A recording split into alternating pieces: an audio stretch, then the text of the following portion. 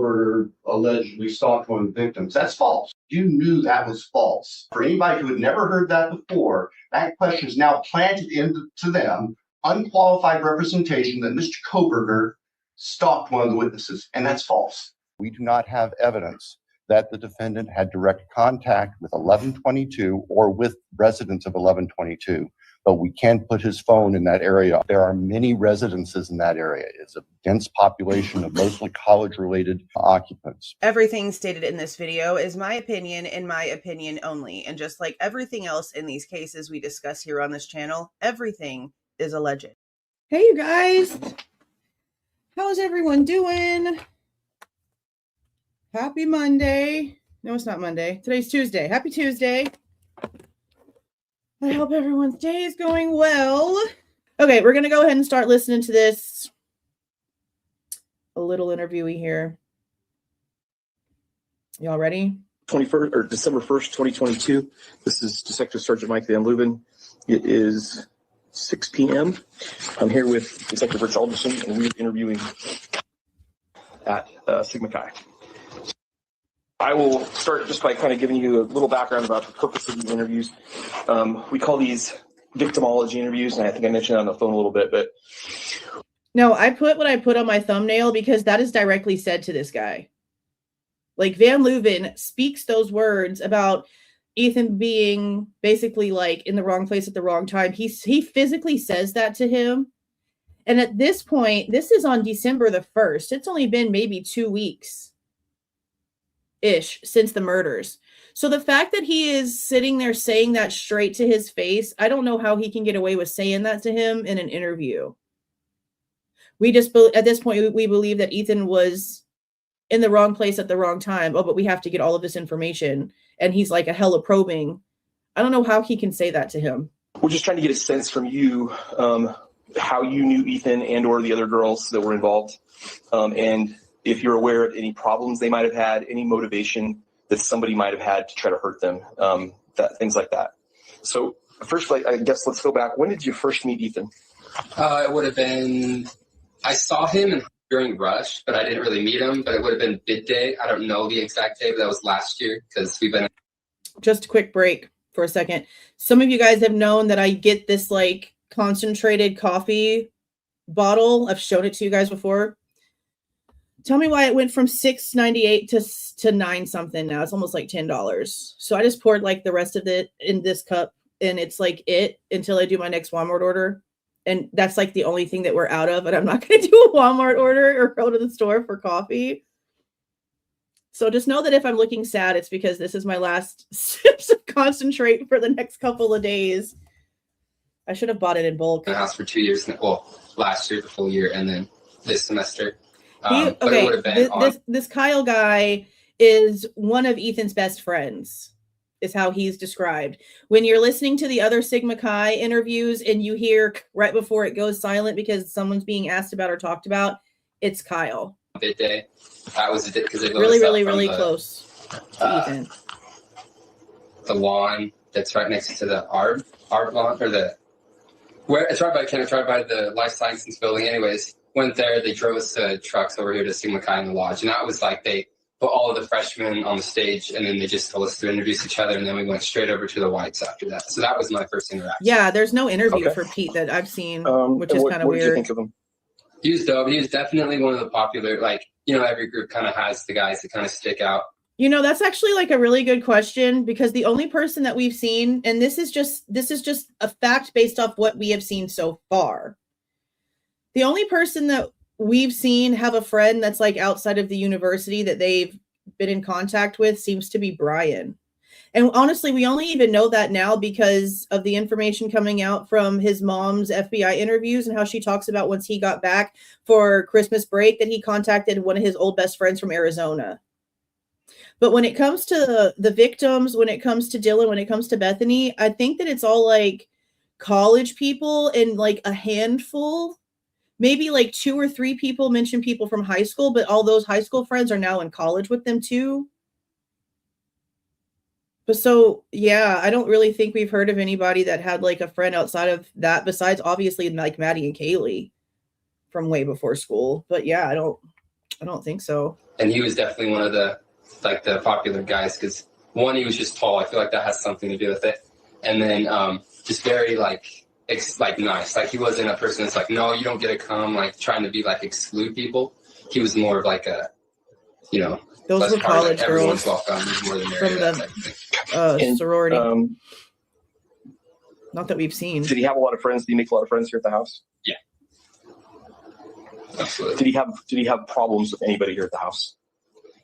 No, and I know you guys are probably tired of hearing that, but he was just very well like Ethan, and with other fraternities too. Like he was very just handsome. Friends with everyone, and I know that that's not helpful, but it's just the truth. Like I talked about it in my when I spoke at his memorial open.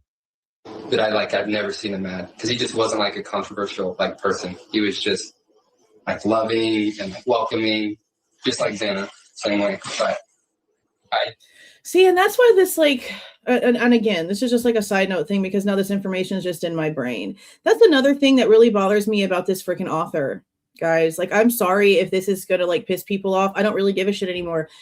This guy is a loser, in my opinion. I don't care. He sat there and was asked about the Erica girl in his book, who he's putting in there as now this person introducing a cheating scenario in between Xana and Ethan, when all of this time, all that we have heard from everyone from all the freaking camps is how perfect they were together, that they didn't argue, that they were happy, that she was helping him with his grades, and holy shit, he's able to go back and live with the frat house now because he got his grades up, and she was starting to take a real interest and direction. And this is coming from her dad. Like she really started flourishing when they got together. They were really freaking good together. And then this asshole comes in and he introduces this Erica girl and this information. And then when he's asked about it, his instant response is, it doesn't even matter. You just threw flames onto something that was extremely precious, sir. So for you to say it doesn't matter and stupid shit like it doesn't matter, you'll never be able to track her down, within 24 hours, the internet knew who she was. How am I supposed to believe in the integrity of what he has in that book when he says shit like that? When he does shit like that and then tells you that it doesn't matter. Oh, I really contemplated putting that in there. Those poor kids. You don't even have the context. What a shitty human.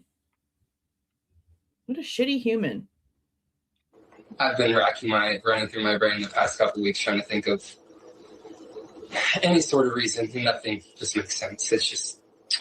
Well, and just so you understand our thoughts about this, from everything we know and everything we've seen, it appears that Ethan was killed because he was in the wrong place at the wrong time. And, this wasn't intended for him necessarily. That's sort of the gist I'm getting. But don't think that after I get my book tomorrow, I'm not going to try to get some sort of refund from Amazon. As soon as that book gets here, I'm going to tell them straight up, hey, this thing I pre-ordered this book on April 2nd. People from all these different places were getting the book ahead of time. Everybody else was out talking about the book, and I had to wait a whole nother week. What are y'all going to do about it? I bet you I get some credits back. I'm good at that. Better ask DoorDash. I bet you I get some credits back. We don't know for sure. So, we don't want to put that out there, but privacy. They won't release them. Everyone's saying that they can't think of a reason why someone would do this targeting Ethan. I mean, that makes sense. So, but we still need to do this anyway because we need to get all this down. See what he just said? It doesn't make any sense at all targeting Ethan, but we still got to get this down. Like loving and welcoming, just like Xana, same way. But I've been running through my brain the past couple of weeks trying to think of. I didn't do it. I haven't done it yet. I haven't done it yet. It's just. Well, and just so you understand our thoughts about this, from everything we know and everything we've seen, it appears that Ethan was killed because he was in the wrong place at the wrong time. And see, how is he just able to say that to him? Necessarily. That's sort of the gist I'm getting, but we don't know for sure. So, we don't want to put that out there. I think so too. But, I know he said that he got paid for the book and so nothing matters to him anymore, blah, blah, blah, whatever. But then he also slipped up at some point in one of the interviews, and I have them all recorded. I'm going to go get the clip eventually here. I'm going to do a deep dive into this guy. I just feel like I have to. And he said, I got paid to write this book. Like in the middle of his ranting, I got paid to write this book. Oh, did you? So did you get an advance because this was your passion and you wanted to write this book, and now you're out here actually pushing it because you give a shit? Or were you paid to write this book, Mr. Fed, who wants to say that the feds didn't have shit to do with shit? I don't trust him. Everyone's saying that they can't think of a reason why someone would do this targeting Ethan. I mean, that makes sense. So, but we still need to do this anyway because we need to get all this down. Yeah, I don't know why he was able to say that. How about family life? Did he ever talk about his family or his past back home? Not as much back home. Exactly. I don't know why he was able to just say that to him. And you know that he's not the only detective in the room. There's another guy. What his name? His name is Adelson or something like that. Sitting next to him. You're going to hear him talk. Let me hear him talk. See how quiet? This is all about his family. Like, I'm sorry, but taking care of your kids like that is such a flex. I'd be wanting it all over the place. The fact that they want all this information out makes you wonder what else is being said. I just don't feel like it would be so innocent. Long ass redaction. And there's one other one in here. I think this one's like 49 or 50 seconds. There's another one that's a minute and 50.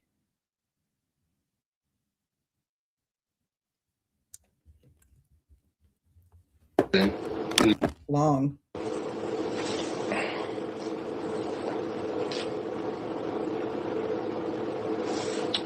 Did he ever talk about being in a physical altercation with anybody in the past?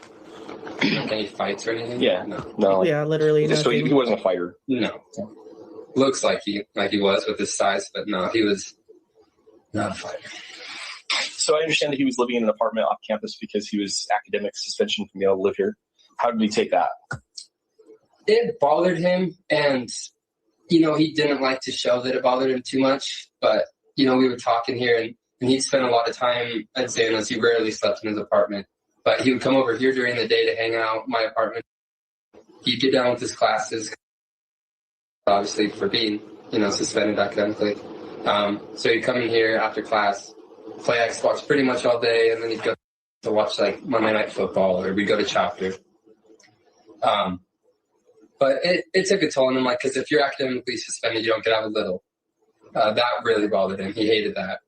And then like brotherhoods and parties, like I'm our risk man, so I'm in charge of the list and everything.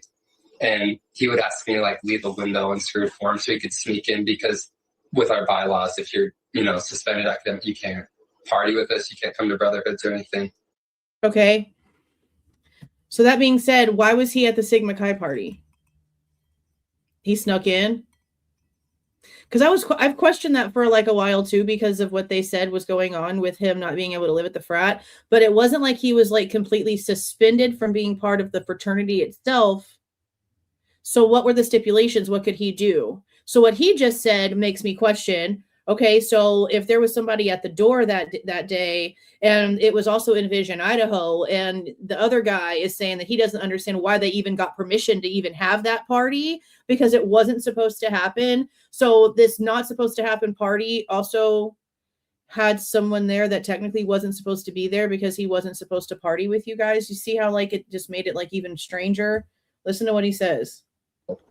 That really bothered him. He hated that. And then like brotherhoods and parties, like I'm our risk man, so I'm in charge of the list and everything. And he would ask me to like leave the window in screwed form so he could sneak in, because with our bylaws, if you're, suspended academic, you can't party with us. You can't come to brotherhoods or anything. Could he come to Chapter? He'd come to Chapter, yeah. And he did come to Chapter a lot. He was definitely trying to earn back a level of like respect amongst the older upperclassmen, I think. But so he could come to Chapter, but not parties. Yeah, and I mean, he still came in. Like, people would let him in, when some of the upperclassmen weren't there or whatever. But so who let him in that day? I guess Hunter. And Kai were also the same way, and they chose to stay. So the picture, let me pull it up. As far as I'm understanding, the picture of Xana and Ethan on a couch, and they're both in jerseys. from how it's being pushed now about, like, ever since this, no one ever told me this before. So I just thought it was a picture of them. So I guess maybe I could be wrong on this. But from what I'm understanding from the conversations that have been being had since the Sigma Chi brothers interviews have been released, because it was some sort of Jersey party, they keep talking about how, now that we know from the timeline, that Ethan went over to Xana's to change. So he didn't go back to his apartment after Hunga Dunga. He went over to Xana's house to change. There's messages where he's telling her that he is going to go to her place to change. The picture of them sitting on the couch where they've got jerseys on, people are now saying that that's from that night. But I don't know if that's true or not, because no one ever said that to me before. And I was never under the impression of that before. So if that's wrong, please let me know. But ever since the guy started talking, like, this is the one where people are like, oh, he's in this Steelers jersey. He borrowed it from her for the party. So this is from there, I guess? Or is it this one that's from there? Because he's in a jersey here too? I don't know. This is just the one that I'm assuming people are talking about.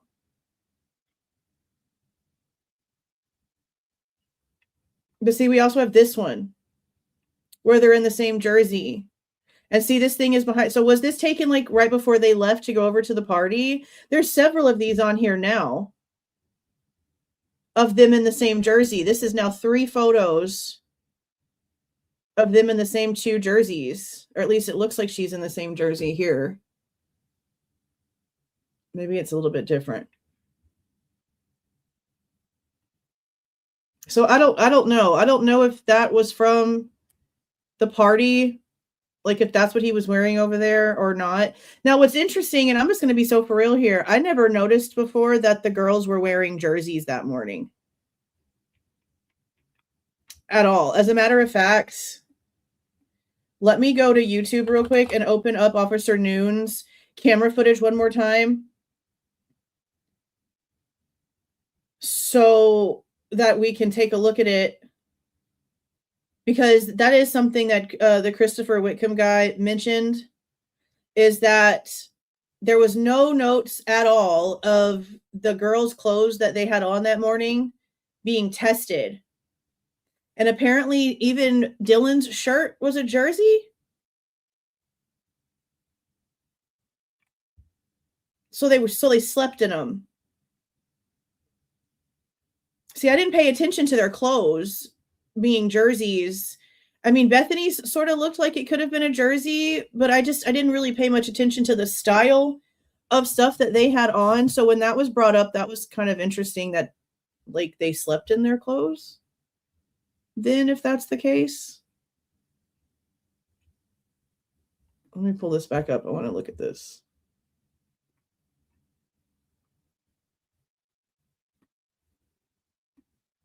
And I don't know why, but for the past few days, my internet and my... Clear here. Going up.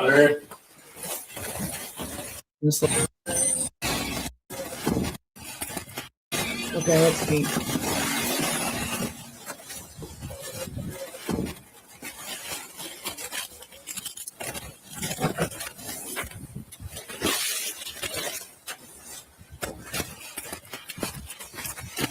Where's she at? Yep. Where's she at? Where's she at? See, Dylan just looks like a regular t-shirt. Yes. See, Dylan just looks like a regular t-shirt. We're going to have to go to where she's talking to Noons right in a second. Go down.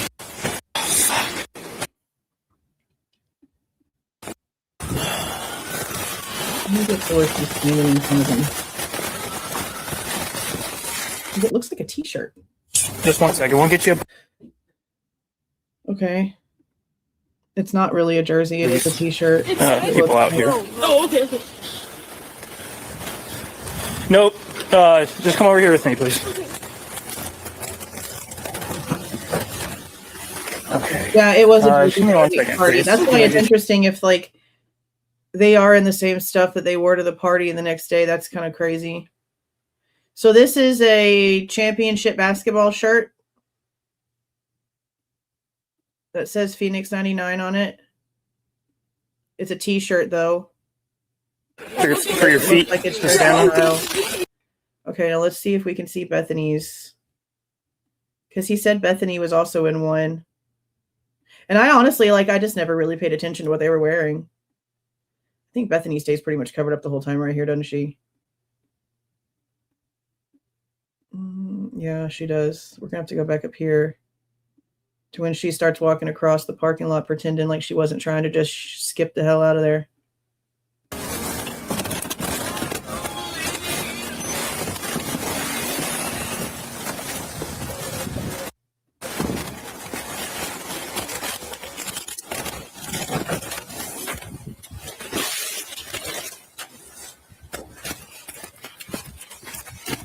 Where's she at?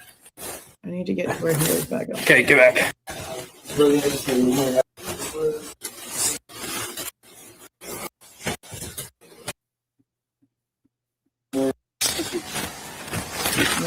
comes.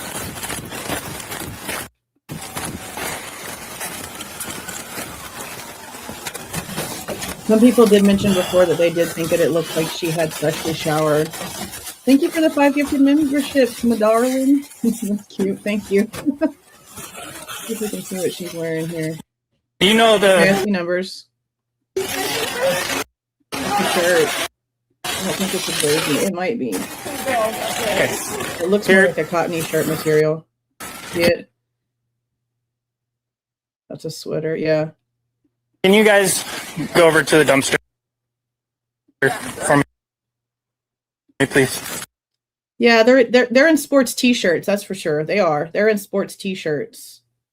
And we know that the party that night was like a jersey party. So sports t-shirts would make sense. But to be having them on the next morning is interesting. Are they affiliated with that chapter or no? No.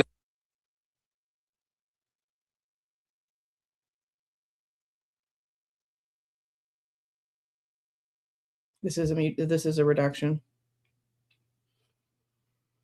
You have to be, deficient 2 semesters in a row to be academically suspended. So I think he was the only one this year that, besides, but they just. So is an idiot that trusts somebody who's already wrong and wrong about facts. Above a Goodbye. 275, if you fall below it, then you're deficient.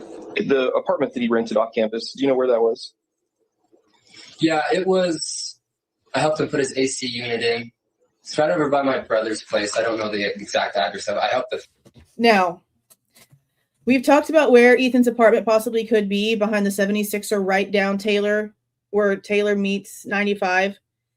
It's really hard to hear. And I left in, there's a lot of silence here because the guy's looking at like a Google map or whatever, and they're like zooming in on stuff. He's trying to figure out where it is on the map because he doesn't know the address, which I don't know how you wouldn't. Like if you had to get there at some point, I'm pretty sure somebody texted you the address at some point. So you probably could have went through your phone and found it. That's just, maybe they didn't let him. I don't know.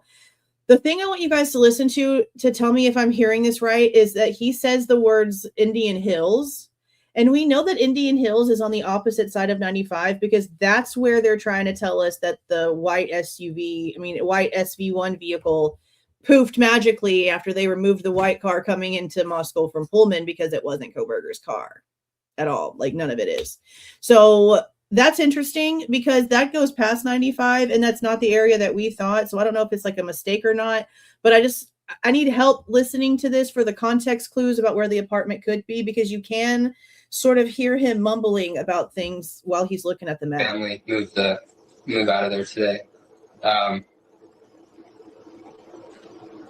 Yeah, I want to be able to give you the street name, but I know how to get there. Can you just zoom in on it? I'm the blue dot.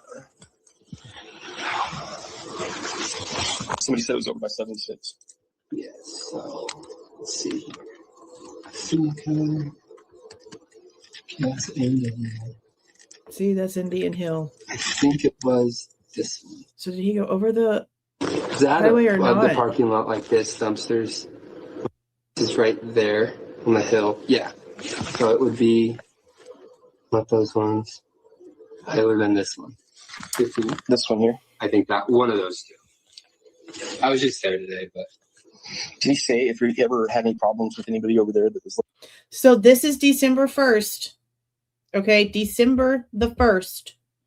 And he just said that he was over there earlier today. What you're going to hear is that he was helping Ethan's parents load up Ethan's apartment. So within 2 weeks or so, they're loading up his apartment and taking it out of there. Now, Whitcomb said, or is it Combe? Does he say it Combe? It doesn't even matter, honestly. He said that he didn't see any reports claiming that anything regarding Ethan's apartment was ever looked into. He also admitted that he hadn't seen everything he's been handed over. So could there be something in there? We haven't seen it. He hasn't seen it. Very possibly. I have not FOIA'd anything in way of Ethan's apartment yet because we've got 1.5 million other things going on.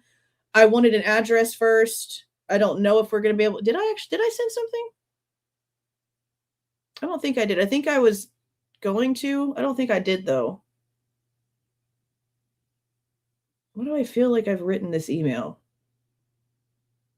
I'll have to go back and check. But so far, anyway, we haven't seen anything to say that they went over to Ethan's apartment, talked to the neighbors, looked to see what was going on, anything like that, which I don't know why you would do that.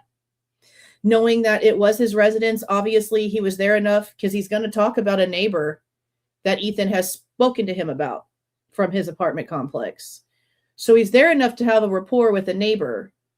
I don't know. I don't know if they did anything or not. But in 2 weeks, they're already taking everything out of the apartment and basically closing out the lease, which is important. No, yeah, he actually mentioned like funny stories about his one neighbor to the right of him. He would just be like the dude will just be out in like PJs, that area, whatever, blah blah blah, just busted out, staring out there. But he didn't really ever spend too much time there because we only talked about it. They signed a 6-month lease and paid it in full. And that was during Rush this year. It was super hot, but. And technically, it was supposed to be over at the end of the year anyway, because he was going to be moving back into the Frat after the Christmas break. So it was like around the same time that the lease would have been up anyway. But Jim Chapin said in an interview they paid for 6 months up front for Ethan. You talked about the guy that was standing outside his neighbor. I mean, was that like the guy was weird? Or? No, it was like a funny story. Just like, oh yeah, that dude's dope. Like, this was blah, blah, blah, blah, blah. Okay. But it wasn't like, oh, I'm worried about him. Did you ever talk about the homeless guy that lived in the van parked out in the street by that apartment? No? Okay. Homeless guy that lived in a van by the street? How about other... Like, okay. I didn't hear all of this. I was trying to like 5-second skip it to get rid of all of the silent sounds. Did we ever read? We read reports about a guy in a van. I don't think it was a homeless guy in a van, though. A threatening guy in a van. I think he's in multiple reports. Talked about by 2 people, I think, in the ISP reports. I don't know if it's the same thing. Girls. Has he, besides Xana, was he involved with any other girls up here? Involved as in... Romantically involved, pursuing other girls, stealing somebody's girlfriend? No. Ethan and Xana were like end game, like just perfect. I would always ask him when he'd be playing video games, how are you and Xana doing? And it was always like just great. And every time I saw them together, they were great. Probably. Everyone else would say the same thing. They were just like, I don't know, they weren't like polar opposites. And I know people say opposites attract, but like they were like so much the same person and it just worked for them. Like neither of them got upset, neither of them got mad. They never fought over. I'm going to pay for the 11/17 interview for him in the morning. He was like, yeah, we're great. An older van parked on the street. That's interesting considering that Jack D didn't live anywhere near Ethan. That is interesting. All I can hope is that whoever this Erica person is comes forward and clears up whatever those text messages are.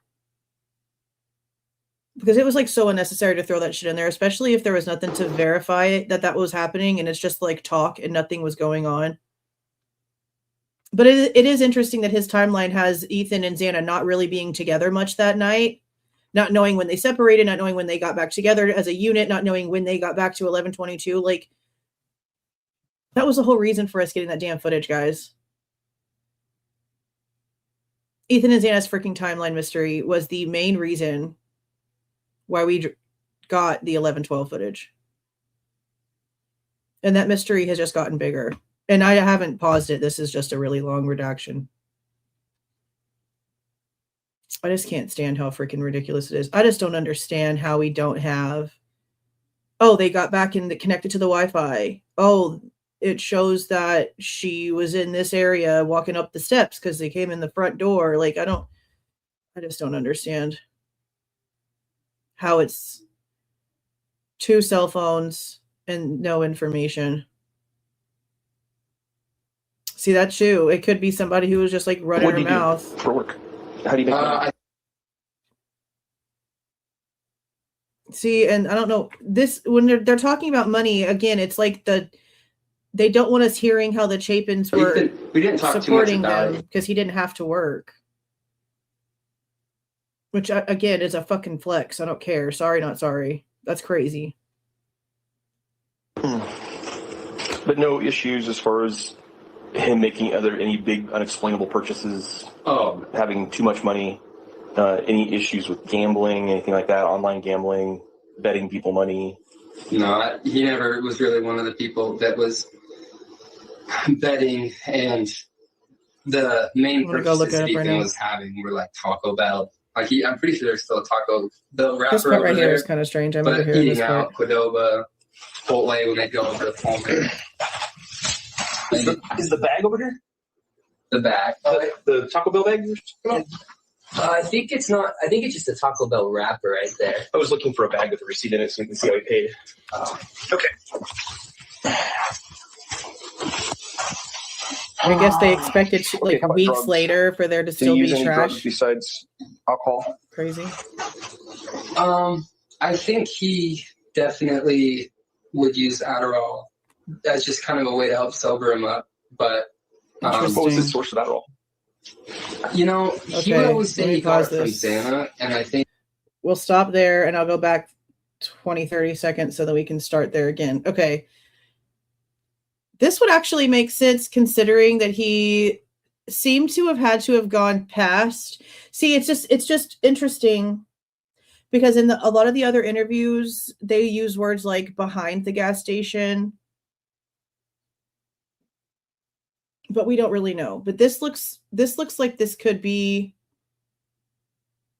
closer based off of what was just said. So here's Queen Road, King Road. Here's where the house was.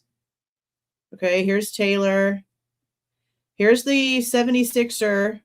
And here's the apartments that we had been looking at because of the wording that we've been getting in like the context clues. But the fact that he like pushed forward over to Indian Hills real quick before then like whatever. I mean, yeah, it could be these right here. Right across. Because here's the gas station and then here's these apartments. I mean, it looks like there's quite a few. I mean, look right here, these Hawthorne Village apartments. Here's Indian Hills right here. So I guess it could have been like on this side of Highway 95 because he was looking over the highway at that map for like a reason and then felt like Indian Hills, at least that's how I interpreted it, is that when he was talking about Indian Hills, it's like, oh, I went too far. So I guess it could be like in this area. This is the address that she just gave me. So I guess this could be it. There's the 76er, Taylor, dentist office, and then these apartments. That's 114 Snyder.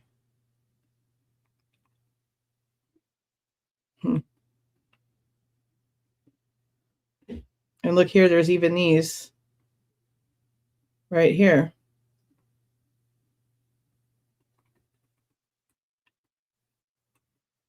Very well could have been on the other side of 95. Very well could have been. How interesting. Interesting. Yeah, I'm still planning on trying to get information for that. There's just always a million other things. All right, let me get this back up on here. All right, so now we're going to start back to where they were just talking about Adderall access. Taco Bell wrapper right there. I was looking for a bag with a receipt in it so we can see how he paid. Okay.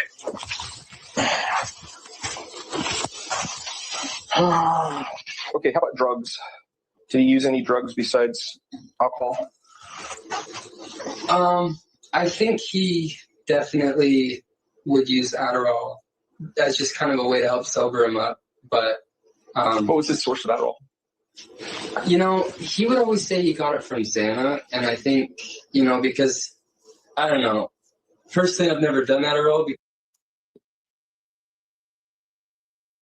I don't know why I'd be silent right there. So I don't know who the dealers, so to say, are, but I know a lot of times you'd be like, Xana got me an Adderall. Like, we'd be over there partying, day drinking. Adderall and whatever. amphetamine in the And testing like, is the same I'm gonna thing. take They this test Adderall, for 10 amphetamine. milligrams or whatever, but and they know it was I Adderall would because say there was crushed blue he had powder in her talked room about that was tested. cocaine, but I think that was something he tried last year, and then he said he hated it because I was with Sin and Ethan earlier this year, and we were talking about it, and they were both just like, it's just overrated. But I think besides alcohol, it was just Adderall, and then obviously nicotine. But. Did he smoke or chew or vape or what? Vapes. Oh, vapes. Different than cigarettes. And then the cocaine use last year, was that just a one-time thing? I think it was just a one-time. Like, he was never I didn't even know about it last year until he told me. But and then also he did smoke marijuana occasionally, but I would not call him like a marijuana user. Like, he wasn't someone that like had a reputation of smoking. Will smoking marijuana here at the house get you kicked out? Will it? Yes. We had an incident last year with a member that we had a party and they smoked in one of our apartments, and we dropped him. We gave him a Form 51. When I was the proconsul here, we did the same thing with 3 members that had they bought a bag of marijuana in this apartment up here. When the guys brought it to us. Yeah. So now are you bored? Like, we'll do random checks. And proconsul and consul will go around and do checks, and it's not weed as much as dab pens that they're looking for. That doesn't exist, I think. So yeah. Dab pens, okay. Dab pens? Not the vape things, but the dab pens. You got to be 21 to buy vapes now, right? So Who was the source of vape pens? Well, Ethan never really bought his own vape. He would more so be like, I keep you in here sitting in that chair playing video games. So like, all right, I'm going to go steal a freshman's vape. Like, what? That's what was so funny about that 1119 interview chick. Because she's like, oh my God, there's just like no way. There's a freaking shop right there over the border. They can just go buy some marijuana. Like, that's not. That is not what people are talking about, honey. How this game was letting. But he did have them occasionally, and he always just would like, oh, Xana has a vape. And then he would hit Xana's vape. So they're a mooch. Let me just pause this whole argument here for a second. It's not... There's nothing at all to argue about when it comes to this situation, when it comes to this case itself. No, there's nothing to argue about. The testing shows that they tested them both for amphetamine. We have the amphetamine levels from the report from Sutton. And we know that Adderall was found in Xana's room, blue crushed powder. There's nothing to argue. There's nothing to discuss. It was amphetamine that was tested for, and there was Adderall in the room, crushed up next to a rolled up dollar bill. That's what it's all coming from. But you're disagreeing on things that are factual. I don't understand why y'all are arguing this. Right, that's fine. But it's the fact that they know that there was Adderall in the room. Amphetamine is the base drug that gets tested for. It's not an argument. It's not an argument. No, there's nothing to argue about. I don't know why y'all are arguing back and forth. That's why I'm not understanding it. I'm just No, I know, but I just don't understand why it became like an argument when we're going based off of the facts of the case.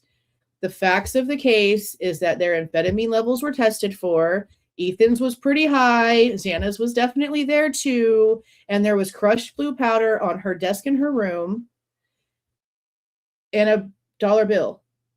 That's all it is.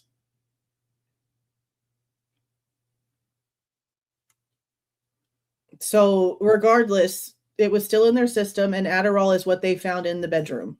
Vapes, anyways. He was not afraid to be like, and freshmen just throw vapes at you because, you know, it's a good way to get in with something. Okay, what about past relationships? Did you ever talk about past relationships that maybe he had ended for some reason, either with girls or with guys?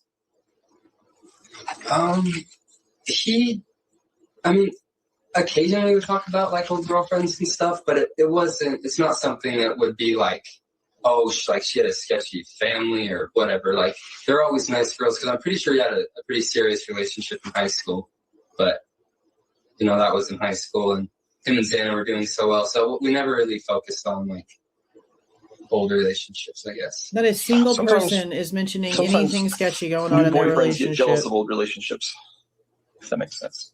Like, if he had a serious relationship with someone in high school and he was like their first love, and then that's gone and he's moved on to Xana, and then that girl starts dating somebody else, and his relationship with her becomes a thing in their relationship, then the new boyfriend can become resentful of that and think that they want to target somebody that's happened before. So do you have a name of the person? He just got very specific all of a sudden. You know, I don't. I could ask and call you, but not off the top of my head.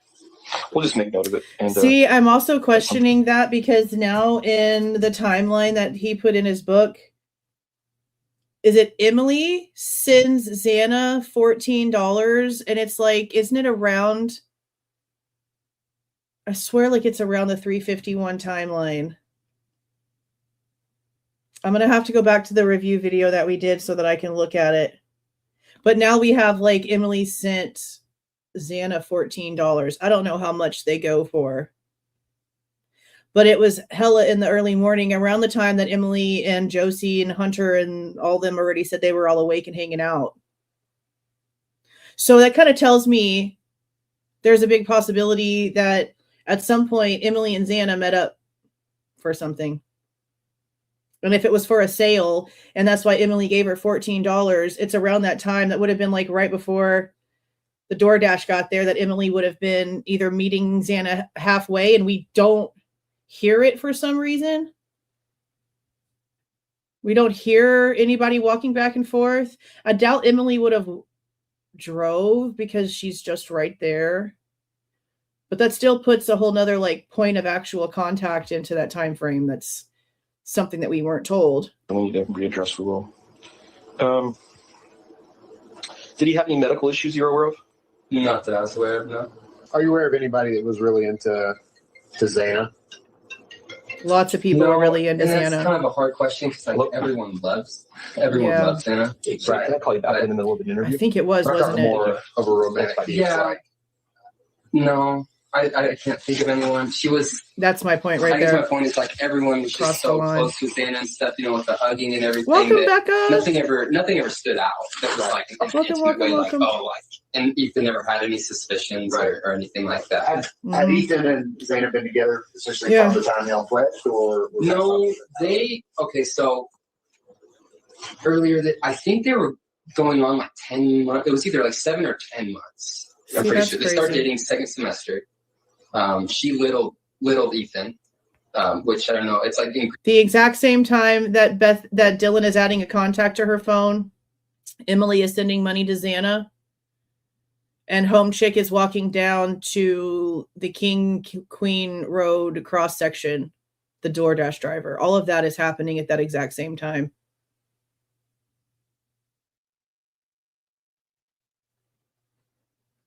I mean, I hate to put this scenario out there, but what if Molly was delivering stuff to Xana because Xana was selling it to people? Because that time frame, like all of that happening at the same time, is pretty ironic.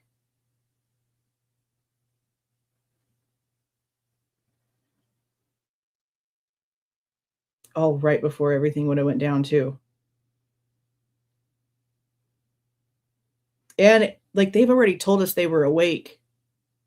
They've actually already admitted to us that at some point Josie's outside to apparently get her phone out of the car. And this is when Hunter locks the door, when he never locks the door ever before, all around that time frame. Greek life, like when I join the house, I get a big, and they're just kind of like my mentor. But when I'm a sophomore, I'm able to little, say, girls. So if there's like a theta or a kappa, I could be like, and I really get along with her. I could be like, oh, I'm going to little you because you're dope. You know, you can be in my Greek fam, and then Greek fams will like make a group chat, have fam nights. Like I have one next week, and we'll like kind of hang out and just talk party.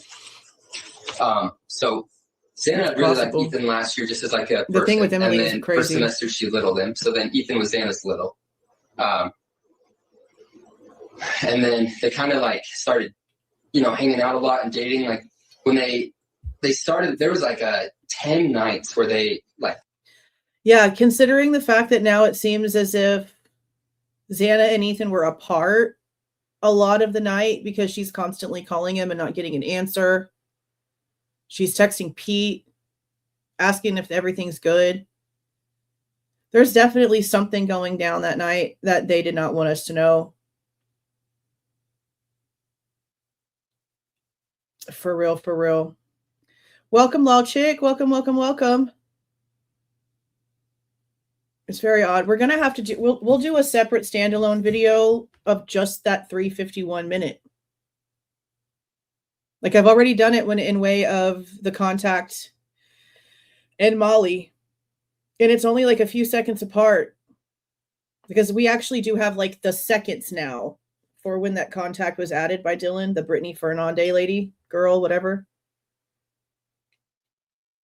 But for Molly to be there, have now gotten out of her vehicle, been walking around, Emily sending Xana money, and now there's a contact being added all at the exact same time.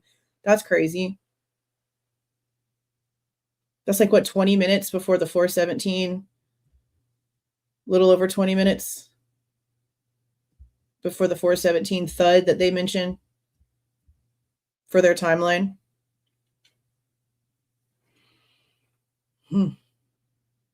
Yeah, we're going to have to talk about that. Thank you for the $1.99 Law Chick. Well, welcome.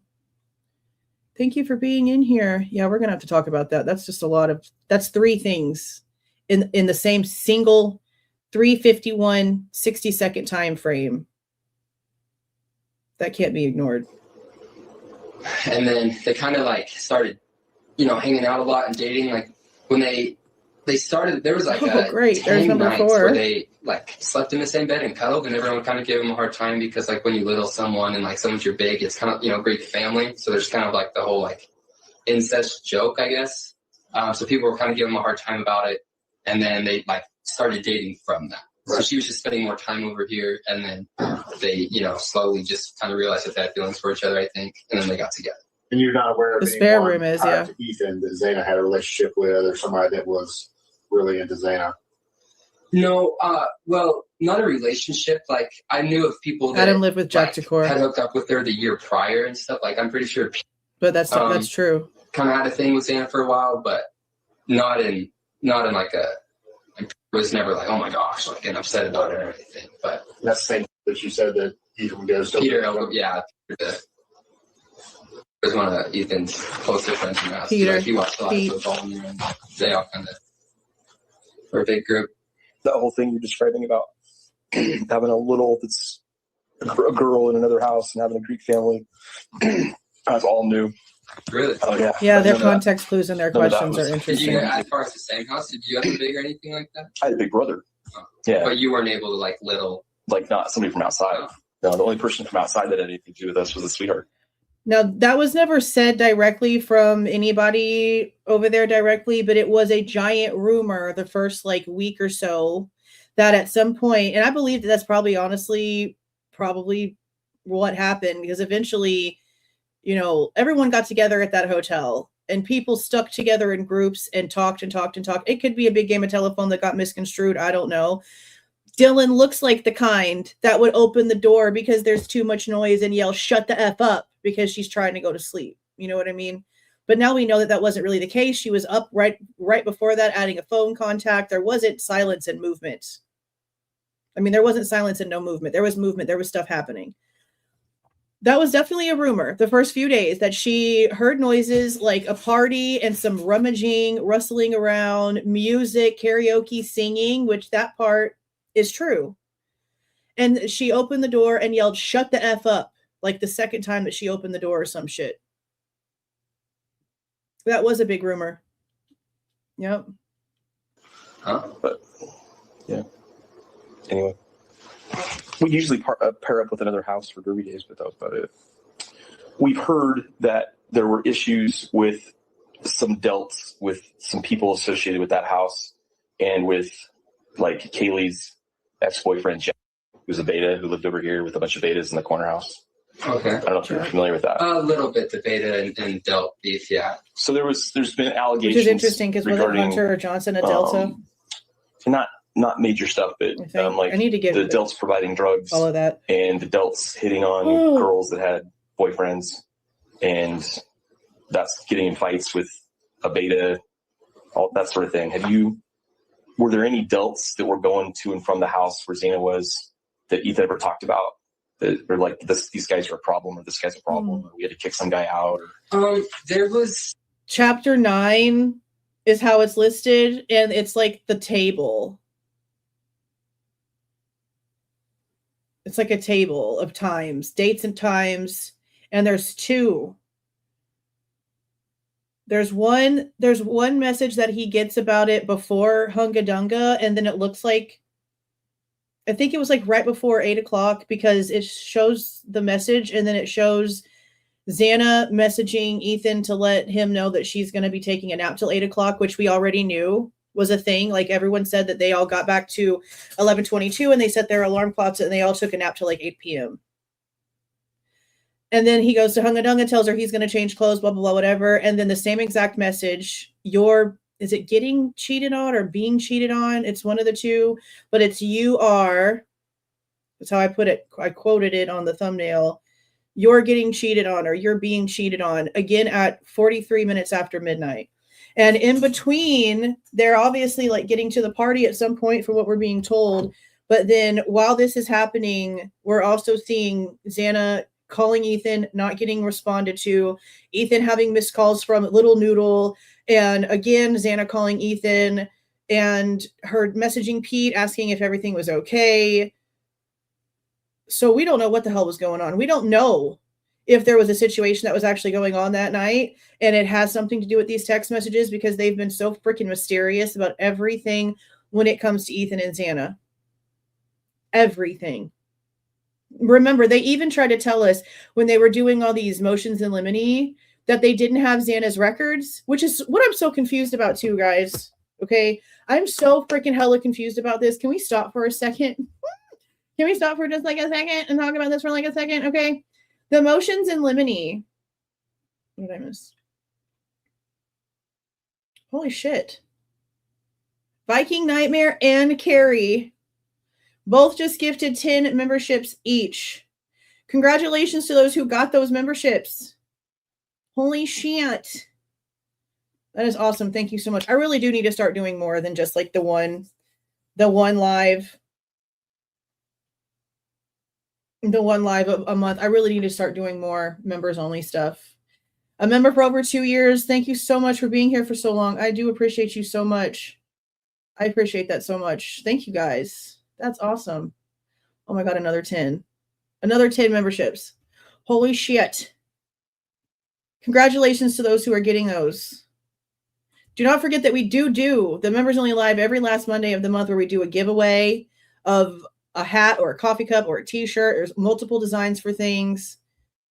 We need to start doing more members only stuff. I really do. I need a clone. I can do more stuff. I really do. I appreciate you guys. Thank you so much. Okay, let's talk about this for just like a super second, because I have a lot of questions about this, and I know a lot of other people do too. We've probably talked about it, but let's talk about it. So for the motions in limine, remember how they gave us the one receipt? And that's where we first got like it had the address and the 3:59 time for it being delivered. And we were being told with the motions in limine that they only had Ethan's DoorDash account information. Right? So if that receipt was being submitted to the court in the self-authenticating records, and at the time that original spreadsheet looking receipt was given to us that showed the 3:59 timestamp and the GPS coordinates, because remember we put them in and it like dropped a pin right where the back slider would have gone. We did that.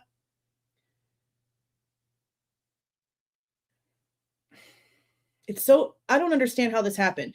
They're telling us they only have Ethan's information and they're giving us a spreadsheet that has 3:59, the address, the date, all the things that we've been told about the DoorDash account. But they're telling us it's not Xana's. They're telling us at the time that they're submitting this information that is very much for the date in question, that they don't have Xana's info. So then where the hell did that come from? Because we're not being told that both Ethan and Xana made DoorDash orders. So that's a question that I've had for a long time, because they're telling us that at that point in whatever, 2025, that they didn't have Xana's info. This is what it was, and it was Ethan's account, and it caused all kinds of questions. Because we were like, okay, you've been using it for proof of life for Xana this entire time, but you're giving us a receipt from Ethan and telling us that you don't have Xana's information. How the hell does that work? So where did that damn receipt come from that they gave us? Because now we have one that has Xana's name on it that shows that the order was made at 2:15 in the morning. So what the hell did they show us if they didn't have Xana's information?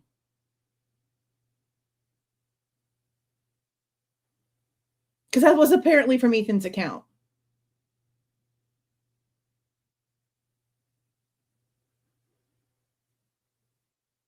It's very confusing. I don't think that they've been honest about the entire thing, which we know that. But we also know that the DoorDash certification or certificate of authenticity wasn't signed either. So then you have to question, like, did somebody just make that up? Did someone just create that grid receipt and add it to the file? And remember, they went far. Didn't they go back on Ethan's account to like 2019 or some shit? Maybe even further. Like, they went far back. That whole thing has always been a little bit of a conundrum. A little bit of a conundrum for me. 10 more gifted memberships from WASP. Oh my gosh. You guys are so crazy. That's crazy. Congratulations to those who are becoming members. Congratulations. That's awesome. Thank you so much. I don't know. That's bothered me. And I don't know who to ask that question to besides Bill Thompson or Ann Taylor, because they'd be like the main one to know, like, what happened with that? Y'all didn't have Xana's information, and this is Xana's DoorDash account that this came from. Then what did you hand us? What did you show us? And it's still there on the Case of Interest website. The self-authenticated records. Very confusing. Very, very confusing, and I don't like the discrepancies. So I don't know who to ask, but I'm going to try to email somebody about it because I'd like some clarification. I just don't know if they'll give it to us, which is what's not fair. Thanks for the $4.99 wit. And Taylor in the defense apparently not happy about Turvey speaking out. Oh, did he do another interview with them?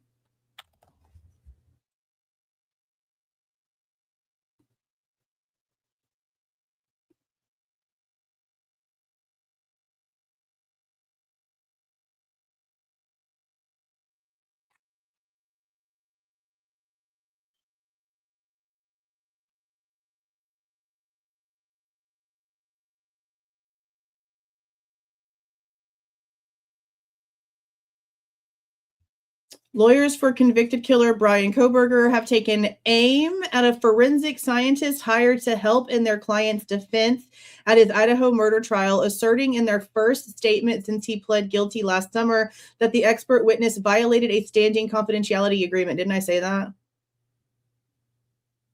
I said that. Attorney Ann Taylor, joined by public defenders Elisa Massoth and Becca Barlow, alleged that recent public statements by defense expert Brent Turvey, including earlier this month to the Idaho Statement, falls outside of the ethical and legal norms that are applied to experts in criminal cases.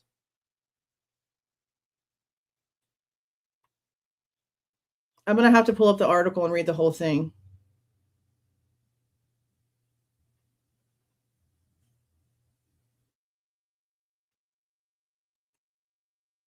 It's not the article, it's my emails. But let me go find it. Idaho Statesman. That means Kevin probably has it on his Twitter page. But I said that, guys. That's why I said very specifically that the gaslighting that he was pulling about saying that it was some sort of whistleblower law bullshit and it was all protected because he's so say some journalist.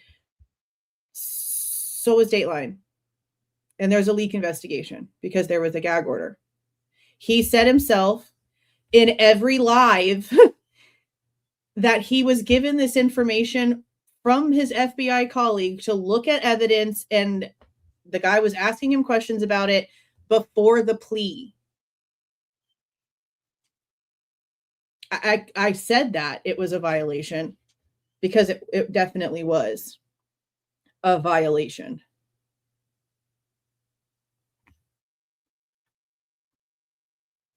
I should have like a thingy to where I should be able to read this whole article.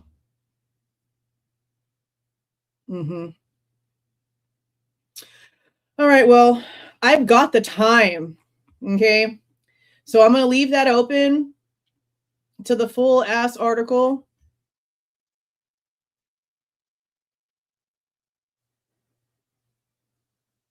I'm going to leave this open to the full article, and we're going to finish this interview, and then we'll go read the whole thing, and I'll just clip it and post it by itself.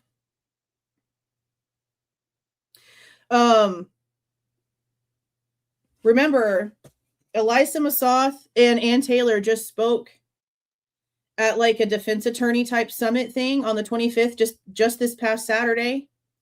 And the title of their like 2-section speech was Lessons Learned from Kohberger. And it was for attorneys and members only. And you were bound by a confidentiality agreement to join. So all these people got to hear them speak about the case, everything that we've been asking about. And we're not allowed to hear anything because there's a confidentiality agreement. So yeah. Which, you know what, it wouldn't surprise me because we haven't heard shit from Frei either. And I've questioned why, considering that everyone else has come out and talked, because the gag order stuff is done. And I don't know what's going to happen now at this point, because like the case itself is over, but not really, because they're still in court for things. And it happened during the gag order. So is this now something that Hippler is going to have to also have a technical investigation into, even though they're going to know already who it was? Like, I in no way wanted Turvey to get in trouble for anything, but if you're going to go directly against a gag order and violate your confidentiality agreement, then you kind of deserve to get what you're getting, especially when the person that you gave it to seems to be a salacious liar.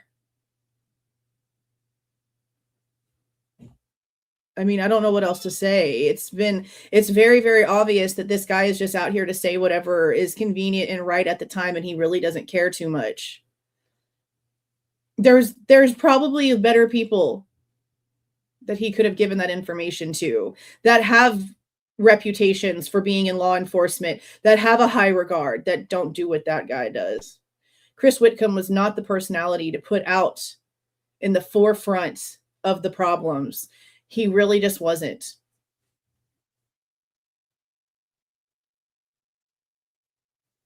He was not the face for this.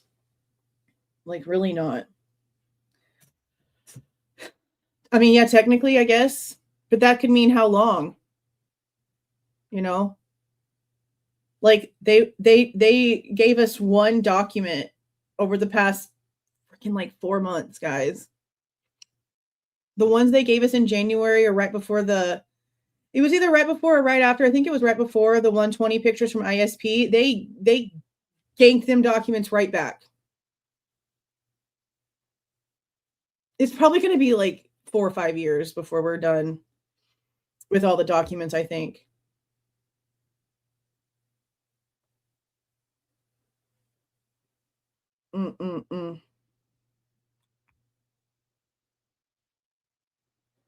That's what I thought too. That's why I said, like, the whole time, like, there's no way that the timing in which he gave him the information isn't illegal in some way when it comes to the rules of the court. I figured eventually that it was going to bite something in the ass, but it's interesting to know that Ann Taylor is the one saying something. So does that mean that she spoke to him? Does that mean that they all spoke to Kevin Fixler?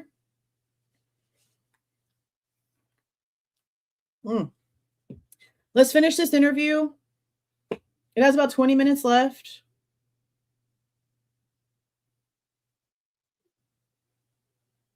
Yeah, but I feel like it's going to be because, again, it's been one document in 4 months. No, great. Thank you for showing me that. No, great. We're going to go over it. We're going to read it.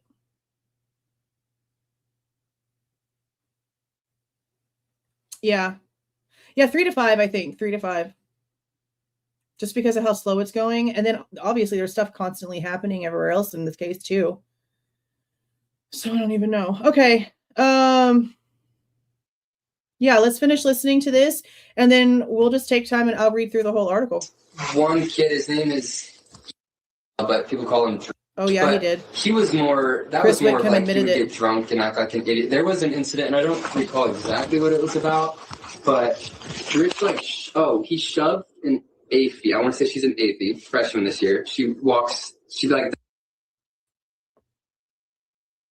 And like he was blacked out and like pushed her over, and Ethan used to love him. Like he would come over, because a lot of the Dells hung out there at Xana's all the time. But I remember one time Ethan being like, "Oh yeah." You can be grateful for the book and still admit the fact that he's out here being incorrect. It's not. I'm going to say all the things again.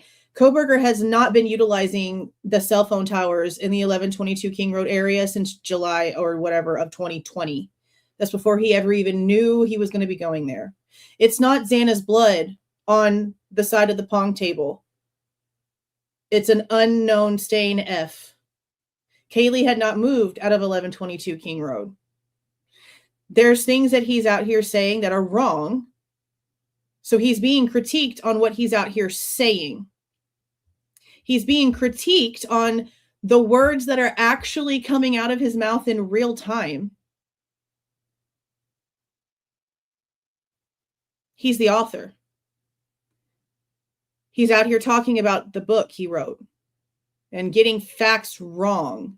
And there's thousands of us that are in the live chats trying to say, that's not accurate. This is the truth. This is what it is. And no one that actually interviewed him really seemed to care too much about all the false things coming out of his mouth. Well, like at all. He also lied about seeing Xana's stomach contents. That stuff should matter to you. He tells Devil's Advocate he has seen it but can't say, then tells Lana, I don't know, I haven't seen the report or seen a picture. So you're just willing to say whatever you want to say at the time. That feels right. You're not, honesty is not your top priority. You just want to word vomit whatever you can.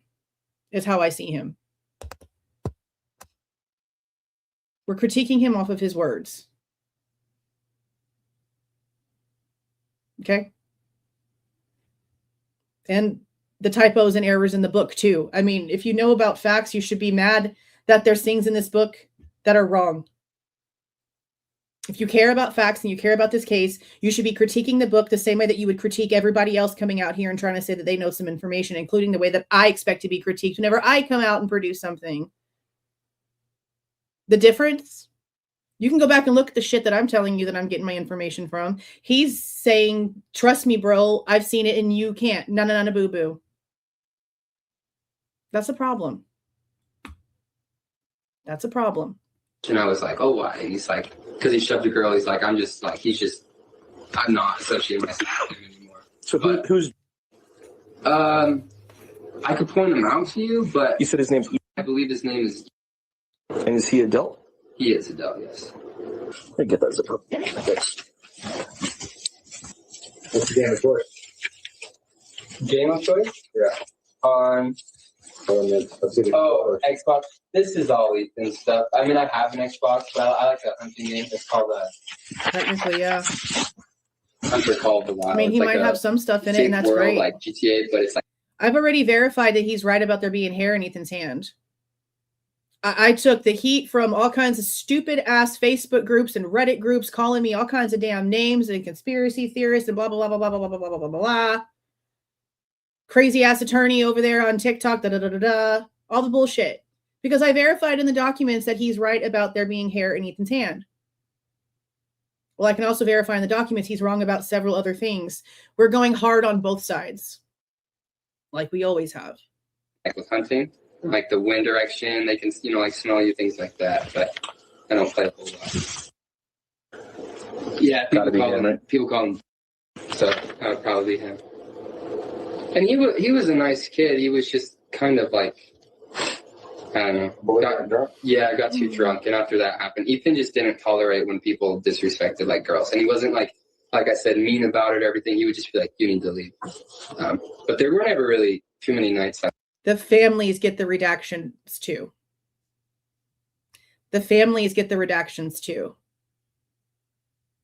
So when we first got the 11-12 footage, the section with no audio, I was having conversations with Xana's mom, Kara. And I guess I can just say this now because it's been like some months and it honestly doesn't even matter. When I said, I know for a fact that I'm not the only one that got a muted version of the 11-12 footage, it's because Kara sent me hers as well. Like the link straight from the freaking office. So I could click on it and it opens up to Zen2 from her link. Not her sending me the file after she's already whatever. She sent me the link access. And it was muted. So when we pay for something to be redacted because we're the public, the family doesn't then get the unredacted versions because now the information is being asked for. The families get the redacted bullshit, which in itself is bullshit. The family should have had any and everything they asked for from day one. It shouldn't be like this. And if the families are going to get information based off of the way that it's being asked for from the public, there's no way in shit they should be getting it redacted. But that's how it's sent to them. The same way it's sent to the public that pays for it is the same way the family gets it. And that's wrong as hell.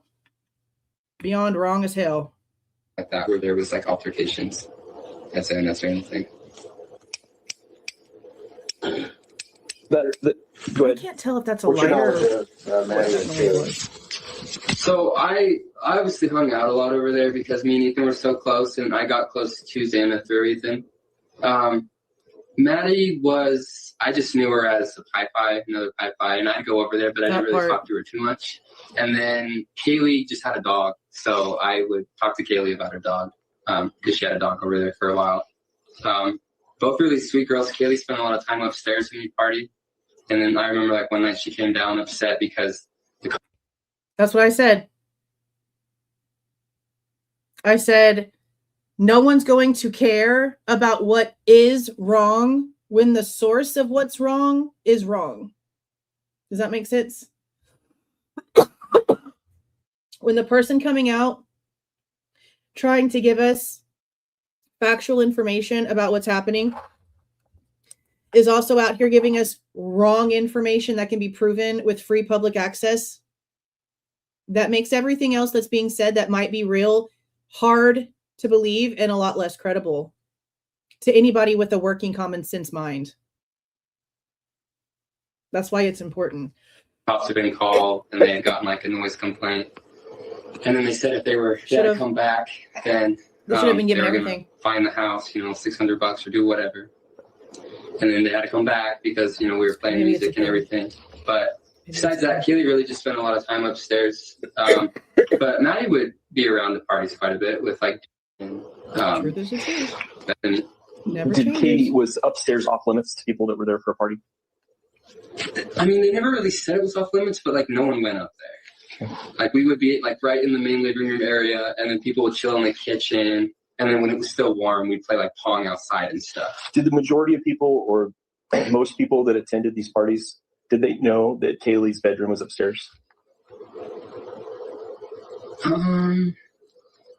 Maybe. Like I only really knew her bedroom was upstairs because like a lot of times we just have like kickbacks over there to where we just throw music on, everyone sit on the couch, it wasn't as much of a party, it's just like kind of all hanging out talking. And like Kaylee would come down from upstairs. So I'm just like, oh, Kaylee must live upstairs. So you went there for that. Oh, I appreciate Who that, were the people that were there?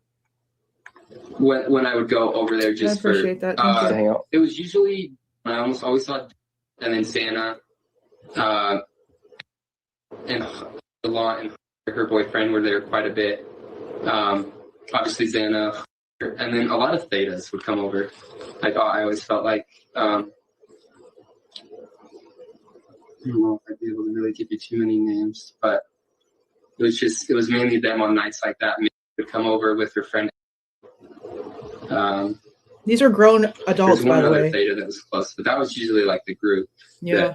When we would have more of a small thing, Ethan would text me like, "Oh, we're drinking at Xana's," and I'd always expect it to be a big party, but then it was never too big. There was nights where it was like hit or miss. How many people were there on average in a group setting? It was packed. I mean, like when the Delts showed up, and then our Sigma Chi guys, like it was kind of like a rotation almost. Like every couple of weeks there'd be a pretty big party at Xana's, and then on Thursdays it might be more of like a kickback, like I said. But when the Delts showed up and all of our guys showed up, I mean, it was shoulder to shoulder, people like right at the top of the stairs, and then like all on the couches. Yeah, we saw it. Some in the for shizzle kitchen, and then some in like Ethan and Xana's room. Like there was always a couple people just kind of talking in there if they needed to get away from the noise, but. So now, excuse my ignorance of the language, but we don't have an event here at your house. It's controlled. You got to be on the list, etc. But over there, it's not controlled. It sounds like that crowd, just anybody could show up. Yeah, that's just how Xana was. She was just very accepting. So But for one, it wasn't just Xana's house. Y'all already said, so when the parties are at Sigma Chi, they're controlled. But when they're doing stuff over at 1122, it's basically just a free-for-all because it's not anything associated with the college. It's not a college campus house. It's not a sorority house, a frat house. They all have their own leases and they all pay bills. Not every party that went down there was Xana's party. That's important to note. But there were a lot of strangers in and out of that house, even with people that apparently live there, not there. So that's another thing that I've always kind of wondered is how much could somebody have used partying and pretending in order to get a layout? You know what I mean? Plus that one person that the Scott guy says in his interview had followed Maddie and Xana from the college to Mad Greek at one point, and then from Mad Greek to the house, and even claimed to have been inside of it. Could have done anything he wanted to at any time, blah, blah, blah, whatever. I wonder if he ever, because of how packed that the house got, if he ever snuck in there while everyone was in there and pretended to just be normal partier.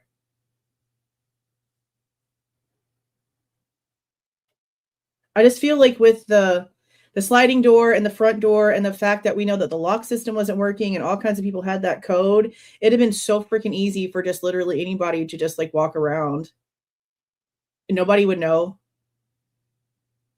Especially since Pullman and Moscow party together. I mean, if anything, if they're the right age, they'll probably just think they don't either get out much or maybe they're from Pullman. I mean, damn. I still want to look more into that guy's information because that was just crazy. It was just a lot. So super crazy. Oh, thank you for the $7.99, Lulu. I am doing awesome. I hope you're doing awesome too. Thank you for being in here tonight. All right, let's see how much longer we have on here. All right, about 15 minutes. I'm going to try not to talk so much so we can get to that article because I do want to read the damn thing. No one, like, people knew, like, you never saw, like, Theta Chi's there, for example, right? Like, you never saw Sigma Mips. Like, it was more of a place for, like, Sigma Chi's, Delts, you know, some Betas would show up rarely, but for the most part, it was Sigma Chi's, Delts, and then just High Phi's. So the chance of just a random vandal walking up there and just hanging out in the middle of a party. Yeah, you're probably very likely to get in. I mean, they had a door code, but I think almost everyone knew the door code. So as long as someone's coming there and not causing an issue, they're probably not going to be. Yeah, no, they're good. Like last year, Xana lived in Shark Tank with some other High Phi's last year. It's that blue house by the there's that one house with the steps going up it over there on King Street, and then it's that blue house below it. We called that Shark Tank last year. And like I would ask them, like, hey, my little brother from high school, senior, wants to come up and party. Is that okay? Or I have friends at LC that want to come up. She'd be like, sure, like let them in, welcome. So there was always a very like welcoming environment. Like if you knew Xana, you knew that as long as your guests acted fine, like she would not care that they. Oh, my sweater is. I suddenly am cold. So when you talk about Xana's place, Xana welcoming people, Xana was fine. Are you making that reference to Xana being the key person over there because of your relationship with Xana? Because I feel like Kaylee was also a senior. Kaylee moved in there first before Xana moved in there. So in your mind, are you referencing it being more Xana's house or more Kaylee's house or? Yeah, because just like it would.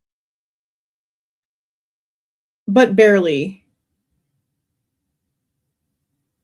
Right? Like barely. We also know from interviews that there was also someone else staying with Kaylee, like in Kaylee's room over the summer. Someone else was also living in her room, is how we're understanding it from reports. But I don't think that they could really say that the time difference between the two of them moving in there would matter. It was all supposed to be very equal. And Xana also was not a senior. Ethan would always text the group chat, come over to Xana's. So I've always just known it as Xana's. And like, since Xana was the main one that was always partying, or like, she was the one that was like, yeah, let's hang out tonight. You know, like we'd be over at the Whites and we'd be like, yeah, can we party at your place or things like that. How old are you? Thank you for the $4.99. Where's the message? Oh, good. Let me see.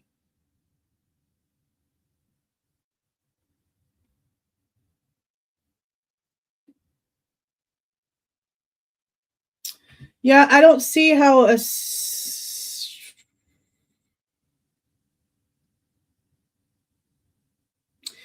the only way that would work is if there's multiple people on the app.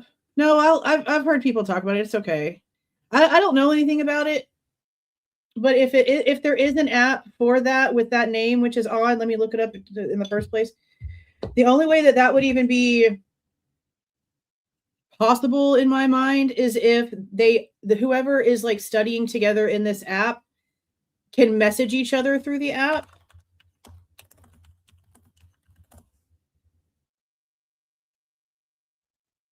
AP study. I put Erica study app. Eric. Oh. Yeah, it's not that kind of app. So it looks like all that this does, and it is spelled the same. I will say that I can see why people maybe were curious. It's okay. We're going to look at it. We'll just nip this out now. So this is not something that it seems you can message on. It seems like you add it to your phone. And it looks like it's only for Apple. I have an Android, so that's not going to work for me. It looks like you download it to your phone and like, I guess maybe set a timer. Yeah, there's no messaging on this. It's an app where you set a timer basically to like not allow notifications from, I guess, like social media and stuff to come through. Let's see, Erica app. Erica study app review, maybe. It temporarily takes apps off of your home screen without logging you off or deleting. So yeah, there's no way that it's not an app where messaging could happen. So it doesn't look like that's possible, that somebody could have messaged him through an app, that message. It would have been coming straight from somebody with that name. And again, I know Bubbly Waters has found an Erica, and I've been sent some pictures, both with her with blonde hair and brown hair, the Erica girl. 21. You're 21. I just turned 21 August. Okay, so have you found that you've started going like to the corner club more? You or know, going to bars more, or are you still not mostly really, just because like one, money. Yeah. And then two, none of the guys, I mean, there's a couple guys in my PC that are 21. Yeah. Does somebody have an Apple phone that can download it and do it? I mean, I'll get my daughter to do it. She doesn't, I mean, she's in another state, but I can call her and ask her to download it and show and screen record how it works. Because it looks like it just takes apps off of the home screen and like doesn't let you see notifications from apps that can distract you while you're studying. Yeah, I heard that she has them all, that she's got pictures of her. And there's also a picture of an Erica I was sent from a memorial TikTok page that has Erica and Kaylee together.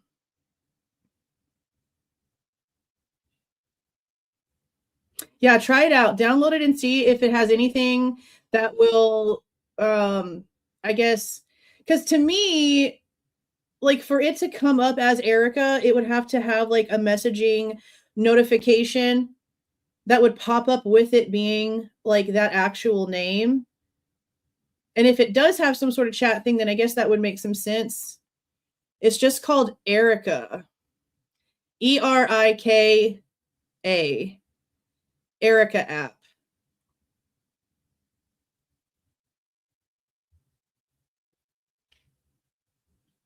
Let's see what else it says over here. 49 reviews.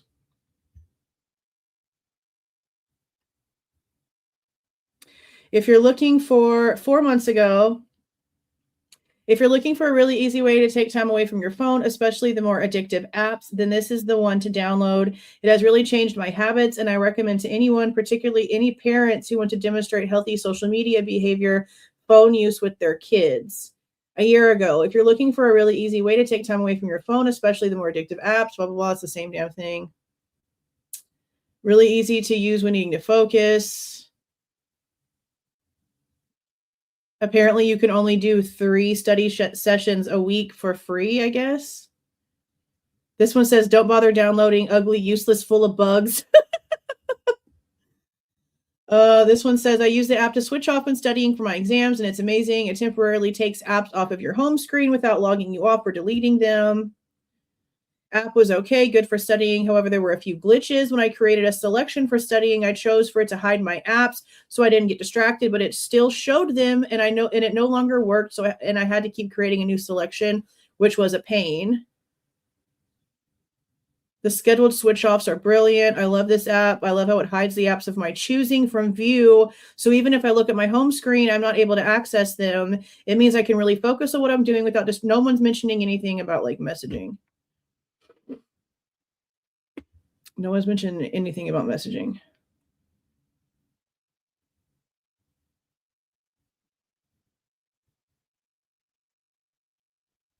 Just if it shows something about, okay, so that's different though. When did Evolve start? Just to see, we're just trying to see if it has a way that like, and I don't know how you would do that without somebody. I guess somebody would need to message you. Like you would have to have the app active So you'd have to open it, log in, create a thingy-mabobber, and then set a study schedule.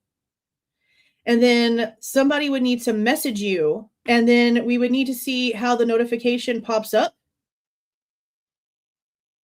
on your phone. I guess that would be how that would work.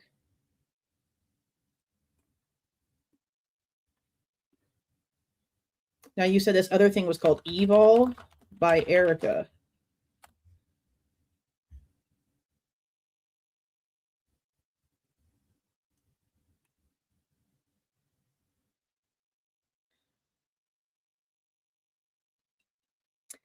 Evolve by Erica is a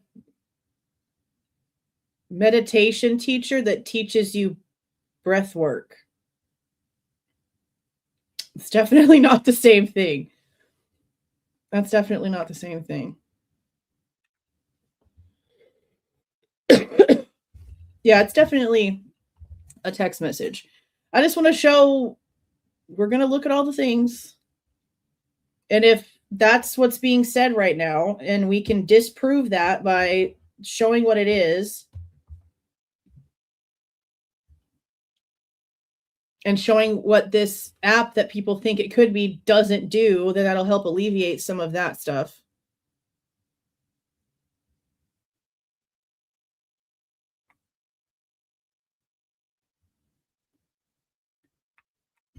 But I don't know. I'm just not seeing anything further. I look up Evolve by Erica, and it's just this girl's Instagram account. Let me do Evolve by Erica study app. You'd think that they wouldn't be able to use the exact same. It's a meditation app. Evolve by Erica is a meditation app designed to help users access their highest potential through breathwork and meditations.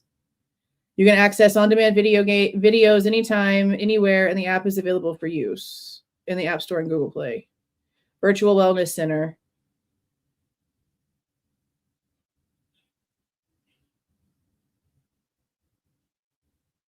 Yeah, I'm not seeing anything related to the study app when it comes to this person. It's like a breathwork meditation situation.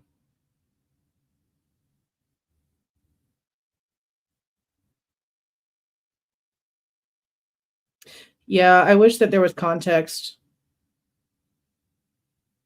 I really wish there was more context. Yeah, the quotes bother me because it's like he was trying to use a pseudonym for the person. And honestly, we have to take into consideration that it's very possible that he still is using a pseudonym. And just because people are finding an Erica, that doesn't necessarily mean that's that person because of the quotes. You have to take those quotes into consideration because if you look at the rest of the stuff that he has in there, that's like the only name, right? That's in quotes. So that's either because it really is a pseudonym that's being used to protect this person's information, which is why he also made comments about how it didn't really matter and we wouldn't be able to track this person down anyway. Or it's a nickname that Ethan has this person saved as in his phone, and that's not really the person's real name, and that's why it's in quotes, because he knows that. So we need to take that into consideration too. Because it could be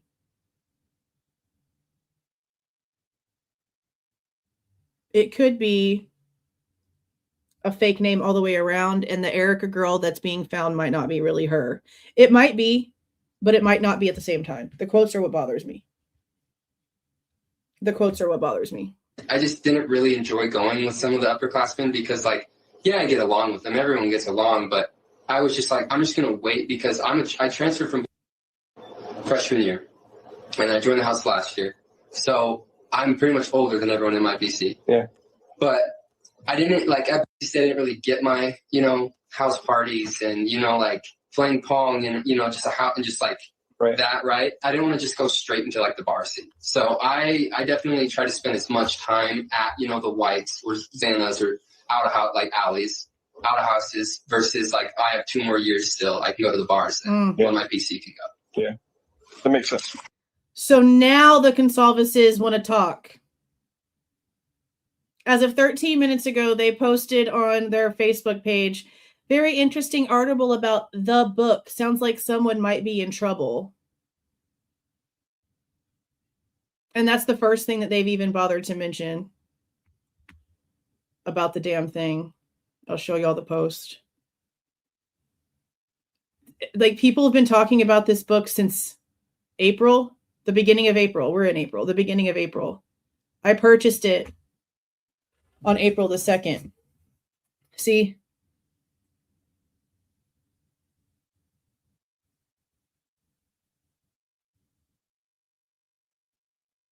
They haven't talked about it at all one time until this article came out 13 minutes ago, which is conveniently the exact same time about that we were reading about it, talking about it here on this channel.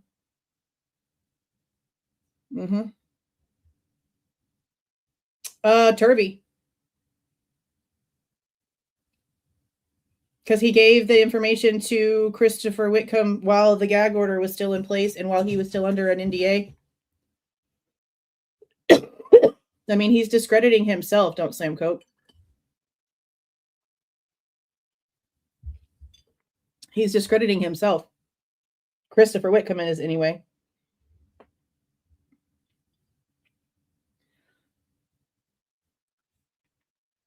It blocks it. Okay, here, see if you could email it to me. If you can't, it's okay. I can still get my daughter to try it. But I felt like since it's like a distraction app, I didn't think that it would send the messages through. It's almost like do not disturb, and just putting your phone on airplane mode would do the same thing technically that this app is doing, but it like removes the stuff from your home screen. Yeah, that's what it says. That you can like pick which ones.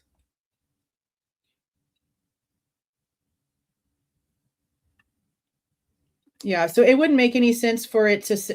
Does the so when someone sends you a message, does it say blocked by Erica app, or does it just like not say anything at all?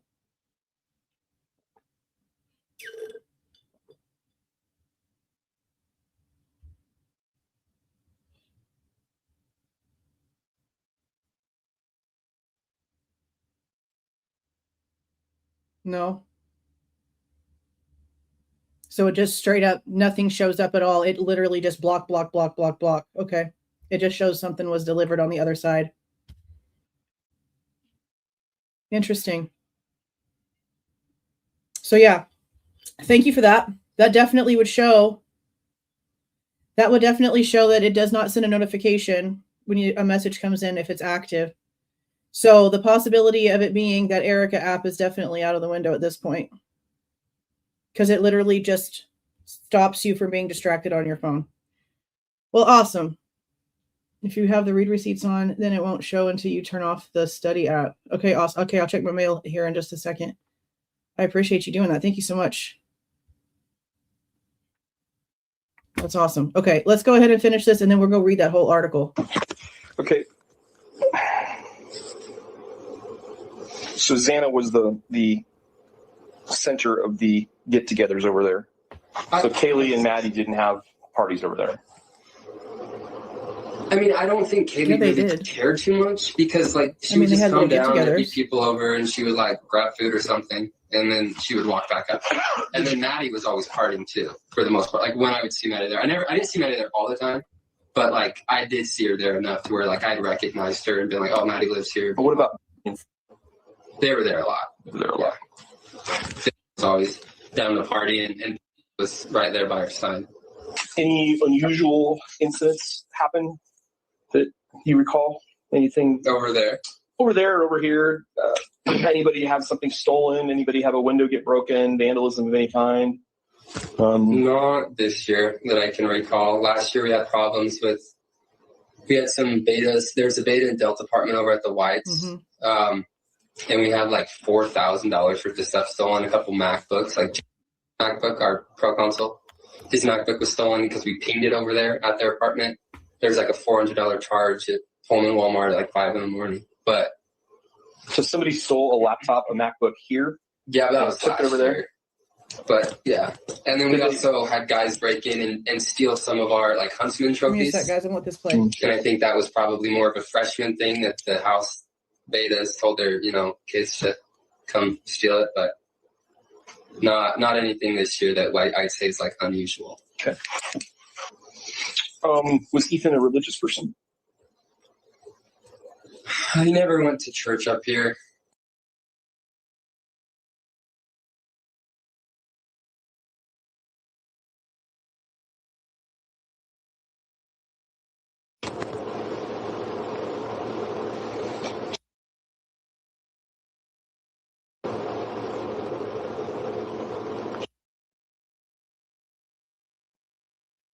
Well, thank you for the 2, Metal Chick. What does the parts about him still being in trouble because it was work product?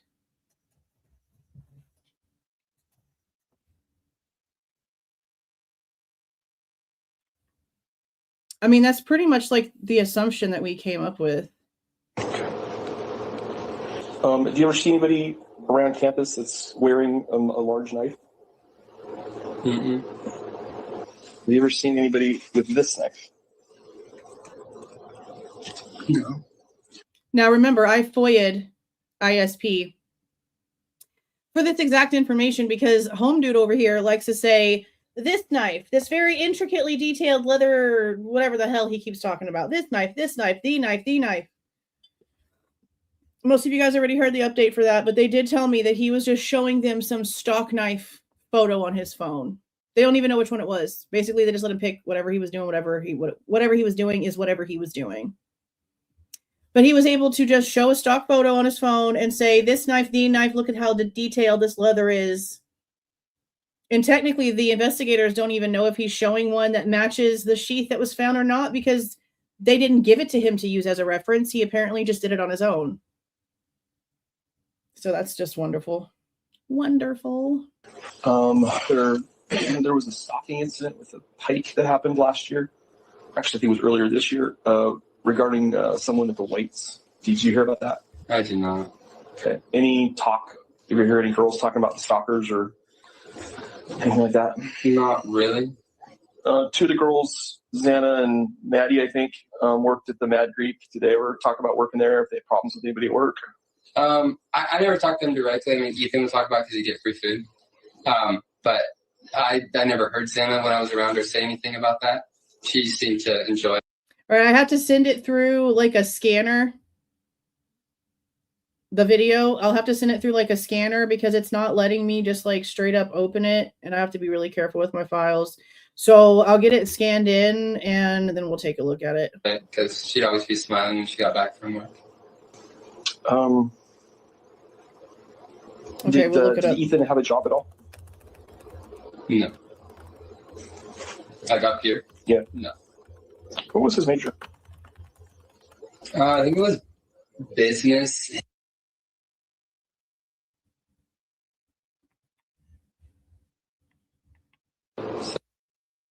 Okay. So this is, we're just going to read the actual like full on legal definition of work product.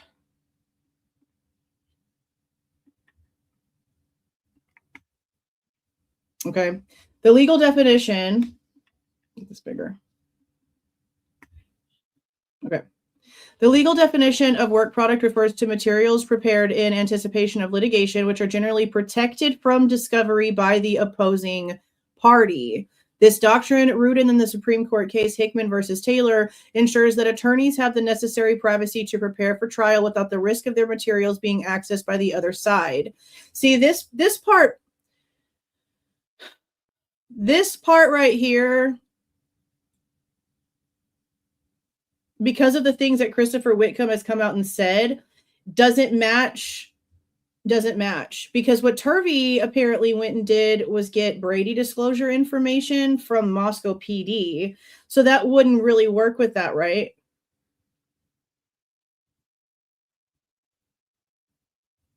Because you actually live up to the law chick name, right? That's freaking badass. Hell yeah.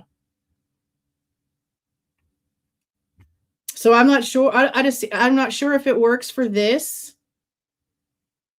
Does it work for this? I'm not an attorney. I don't ever claim to know everything. I'm learning every day like everybody else. Does it work? Does this definition of work product work for the way that Chris Whitcomb has come out and stated that Turvey got, let's just use for the main example that he's giving, the chain of custody information. He's saying that that all came from Brady disclosure information that Turvey physically went down to Moscow PD to pick up.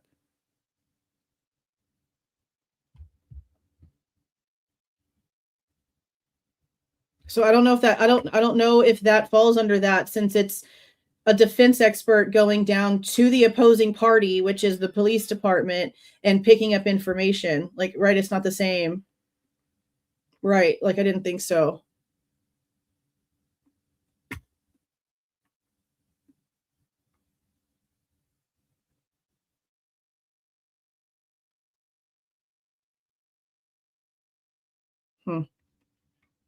Yeah, it's a little different.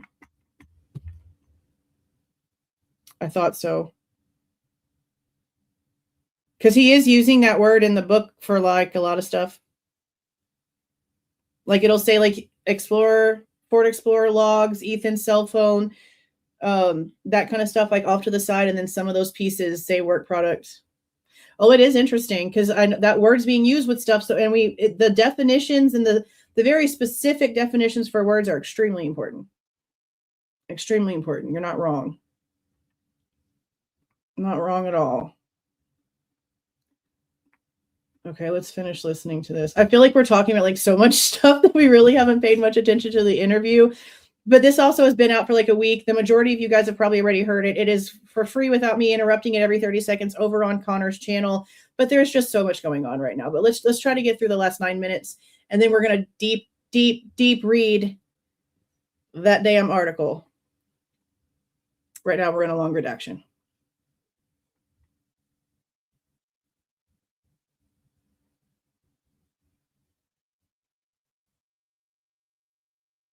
I think this is like the almost 2 minute long redaction because it definitely is ticking. See? What was even asked right here? I got here. Yeah. No. What was his major? I think it was business. See, okay, so now we've heard, and I don't know for sure, guys. Here I am pausing again. I don't know for sure. Let me see what Google tells me. What was Ethan Chapin's college major?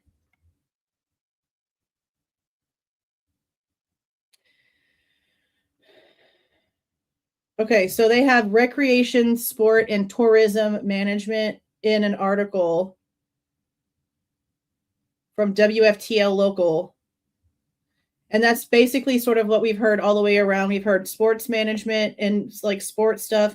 And then the other guy in the room said something about tourism. Business, I guess, is probably like a prerequisite or something that you have to take on top of all those things because there's always like these little side quest classes. So that all tracks so far. Smiling when she got back from work. But I don't know why they're blocking it out. Did Ethan have a job at all? No. I got here. Yeah. No. What was his major? I think it was business. See, why are they blocking out information about his major? I wonder why. Yeah, they're pretty upset. And see, the crazy part too is the fact that they spoke at that summit on Saturday as home dudes out here doing lip service reviews on this book. And Turvey did an interview with Kevin Fixler a few days ago on the phone. And Turvey's apparently agreed to talk to the custody queens. Well, is he going to talk to anybody now that Ann Taylor is now like saying all of this?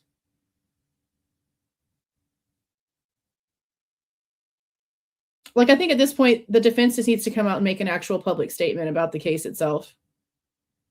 Do a Q&A of their own, on their own terms, however they want to do it. But they definitely need to come out here and like speak directly at this point, in my opinion. Oh, I'll put it in the thingy.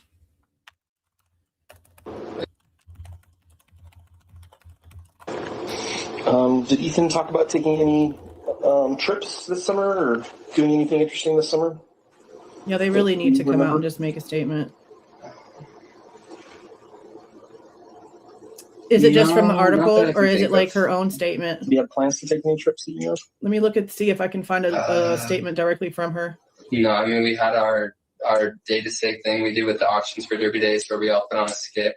We were all planning on going to, I mean, that was this winter or next spring. We were going to decide as far as the roads went. But Kappa's bought our gig, and I was with Ethan.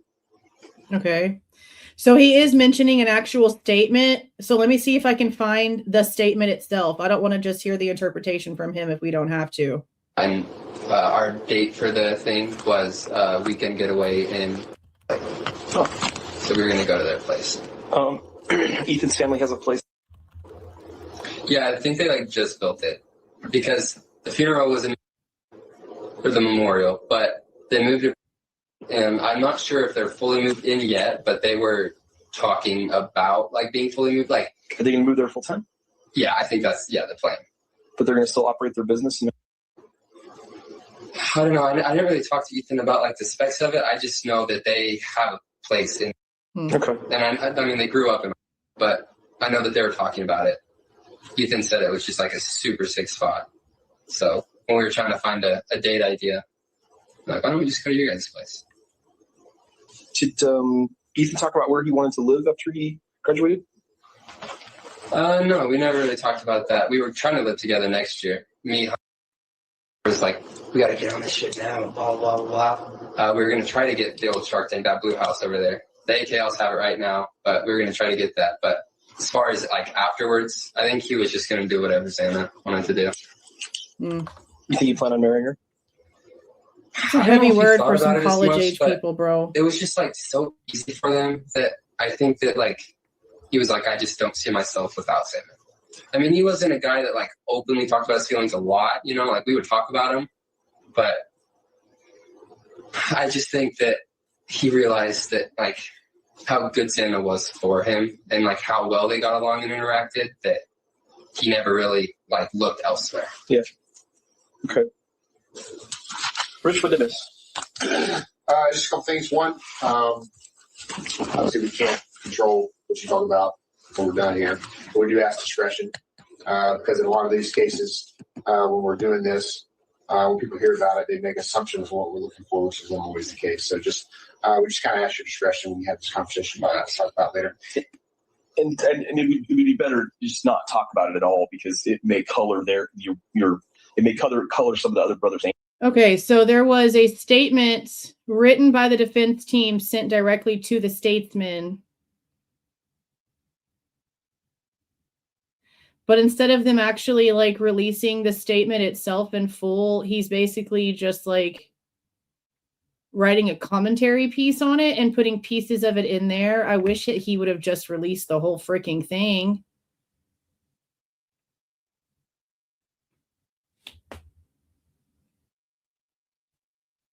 Nope. Which is crazy because he has a picture of a statement about somebody dying in Idaho that was a former governor, Dirk Kimthorne. And under the announcements for that, he has like the full-on statement. So why hasn't he released the full-on statement for this? See, I don't like that. Like, give your commentary. That's totally fine. But like, you should be showing us the statement in full. That's kind of crackhead. Okay, let's finish this and then we'll read it. Answers to these same questions. Oh, if you talk about it with them. So no, yeah, absolutely. No, anything that'll make your guys' job easier. And then the last thing is you understand this campus, the heartbeat, this organism, the differences and everything. Is there anything you feel we should be looking at? Any person we should be looking at? Anything you feel we're overlooking? Anything you think that can help this investigation? You know, I really wish there was, but it just doesn't make sense. Like I said, I've been thinking about it and like it doesn't make sense. The whole thing doesn't make sense. Like I've always like just felt safe here. Like it's a great place. And I don't know, there's no one that I'm like, oh fuck, he's sketchy or blah blah blah. Like it's just a campus where like, yeah, you have your common fraternity beefs and all that, but it's never like I've never even heard like threats. Like I've never heard like at a fight someone be, and I haven't been around the fights that have happened, like last year when the snoo got jumped by, or the Dell got jumped by a ton of snoos. I wasn't, but fights like there's never been any like threats or anything. It was just such a unproblematic campus. Like the most we would like, if we ever had beef, like we'd be like, oh, let's go like their house, or things like that. But there's no one that just like sticks out, or not anything that I can tell you like to go look for. Crazy, because, right? It's like a cult mentality. I wish I could, but it just doesn't work. So this is I guess a really obvious question that I'm sure you would have said something if you had saw this. But yeah, he apparently passed away last Friday. Like some rando dude walking around over there, or sitting in his car that was kind of just at like random times when I go got over me there. on a goose chase like, tonight. Some guy sitting out in his car out there, or some dude out there smoking a cigarette. What's kind of sketchy? I can tell you, going over there, just driving around a few times over the last couple of weeks. He really hasn't said much of anything. Oh, he's got the actual press release statement. Let's finish this. We got to finish this interview. My ADHD is everywhere. Let's finish this interview. There are some kind of random people over there, I've noticed. Yeah, I mean, he didn't seem like someone to be worried about, but like there was always a dude over by this dumpster straight across where there's that vending machine outside.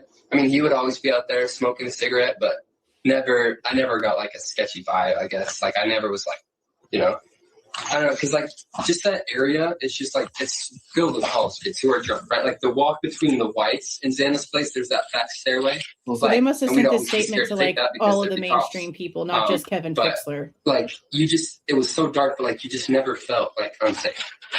So I can't think of anyone that's like, oh, maybe I shouldn't go that way because of this person. But there's no one that really stood out, I guess. Okay.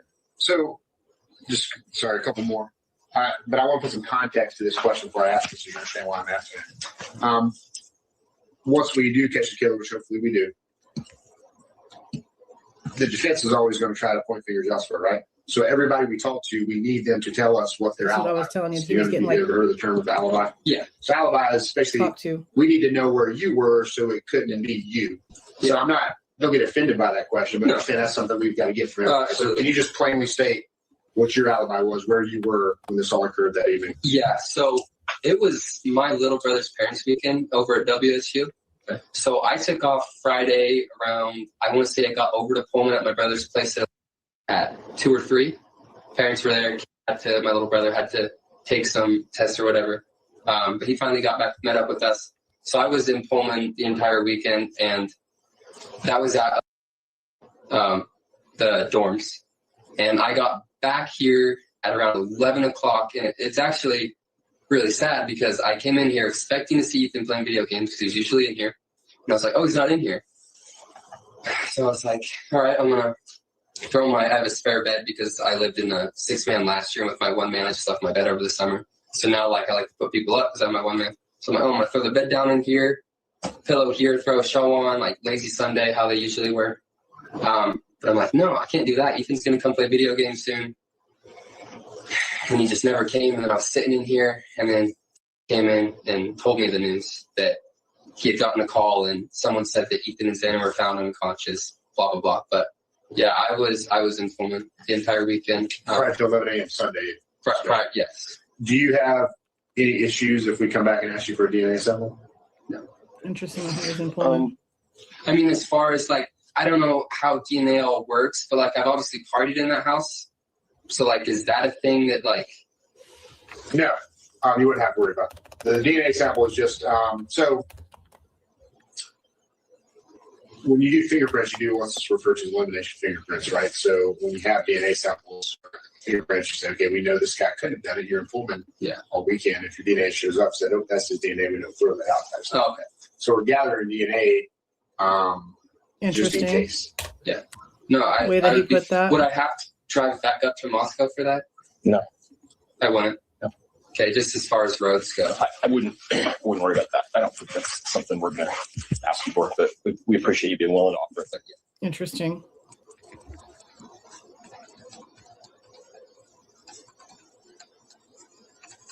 Sorry. What kind of car do you drive? I drive a What color? Silver or blue, depends on. It's like a light silver, but it's been called blue. It's up in the parking lot if you'd like. I'm sorry, I would say silver. but I've heard people say What year? 2011 or 12. It was my sister's old high school car. But I would have His been vehicles. in a Chevy Traverse that day because I was in my parents' rig because they dropped me off. Okay. Well, we're going to stop the interview at 6:52. Okay. All right, you guys, I'm going to go ahead and get out of here. It has been a crazy night, but I very much appreciate everyone being in here. Have a super, super great night. You will see me tomorrow. And the next day, and the next day, and the next day, and the next day, and the next day. All right, I changed all this out, so there's no more, okay, let me roll this out, and then I come back up and I say, see y'all. I'm saying now the see y'all part. And then I'm going to close this thing out. So thank you again so much for being in here and caring about stuff. I'm going to go ahead and get off of this thing. Have a great night. See y'all. If you like the way that I present this information and give my opinion, please don't forget to leave a like on the way out. Subscribe to the channel if you have not subscribed already. And please don't forget to make sure that the notification bell is set to all so you don't miss any of my rants, reviews, reactions, updates, or deep dives.